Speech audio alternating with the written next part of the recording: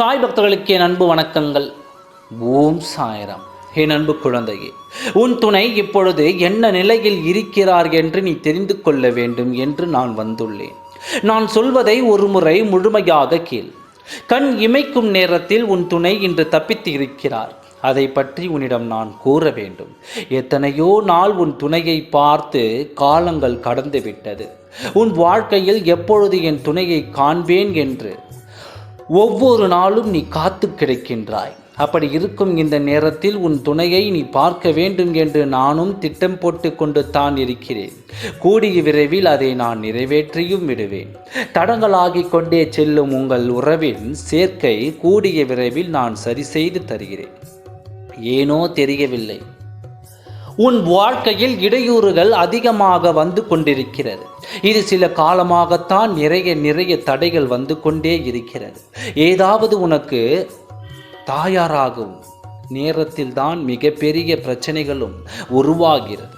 ஆனால் காலம் ஒரு நாள் உனக்கு கை கொடுக்கும். அந்த நம்பிக்கையை மட்டும் நீ ஒரு நாளும் கைவிடாமல் பற்றிக்கொள். அந்த நம்பிக்கை தான் உன் வாழ்க்கையில் நீ நினைத்து இருப்பதை உனக்கு நடத்தி கொடுக்க போகிறது. உனக்கான அத்தனை வாய்ப்பும் வரும். அந்த காலமும் உன்னை நெருங்கித்தான் இருக்கிறது. இதற்கிடையில் உன் துணைக்கு ஒரு மிகப்பெரிய ஆபத்து நேரிடும் காலம் வந்துள்ளது. இந்த ஆபத்தில் அவருக்கு ஏதாவது ஒன்று நடந்தே தீர வேண்டும் என்ற அந்த கணக்கு இருக்கிறது. இதிலிருந்து அவர் தப்பிப்பாரா என்று நீயும் யோசித்து கொண்டு தான் இருப்பாய். காலம் அதன் கடமையை செய்து கொண்டு தான் இருக்கிறது. நல்லவர்களுக்கு நல்லதையும் தீயவர்களுக்கு தீயதையும் தான் செய்து கொண்டிருக்கும். அந்தந்த நேரம் வரும் வரை உன்னை தன்னந்தனியாக விட்டுவிட்டு சொல் பேச்சை கேட்டுக்கொண்டு இன்றும் நீ அனாதையாக நிற்கிறாய் என்று வேதனைப்படுகிறாய். இதற்கு முழு காரணம் அவர்கள்தானே. யார் என்ன சொன்னாலும் கேட்டுக்கொண்டு அதன்படி தன் வாழ்க்கையை அமைத்து கொள்வது அது எப்படி அவர் வாழ்க்கையாக இருக்கும்?